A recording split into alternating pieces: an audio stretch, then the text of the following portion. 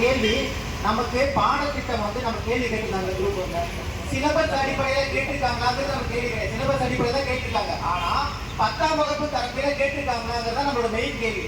ஆனா டிஎன்பிஎஸ்சி தேர்வாணையத்தில் என்ன சொல்றாங்கன்னா, உறுப்பினர் ராஜ் சார் அவர் என்ன சொல்றாருன்னா, இல்ல இவங்க சிலபஸ் அடிப்படையில தான் கேட்டிருக்கோம் அப்படின்னு சொல்றாங்க. என்னோட கேள்வி அது கிடையாது. கிளியரா சொல்றோம், சிலபஸ் அடிப்படையில் நீங்க கேட்டிருந்தமே கூட நீங்க நோட்டிபிகேஷன்ல மென்ஷன் பண்ணிக்கிறது 10ஆம் வகுப்பு தரம். அப்ப 10ஆம் வகுப்பு தரப்புல நீங்க கேள்வி கேட்கவே இல்லை. நீங்க நோட்டிபிகேஷன்ல 10ஆம் வகுப்பு தரம் மென்ஷன் பண்ணிருக்கீங்க.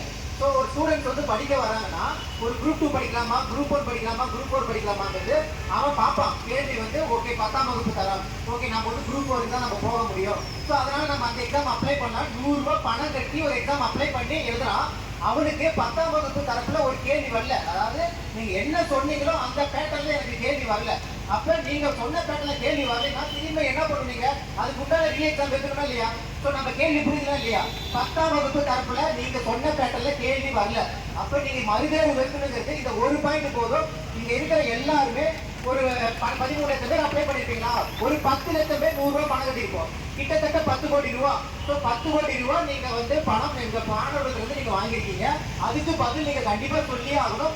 இதை கடந்து நீங்க குரூப் ரிசல்ட் ரிலீஸ் பண்ணீங்க அப்படின்னா எந்த 10 கோடி நீங்க முறைகேடு பண்ண மாதிரி நாங்க எடுத்துப்போம். இந்த ஒரே ஒரு கேள்வியே போதும் உங்களுக்கு மறுதேர்வு வைக்கிறதுக்கு. வேற ஒன்றும் இல்லை, இது எல்லாமே சார் பேசிட்டாங்க. மிக்க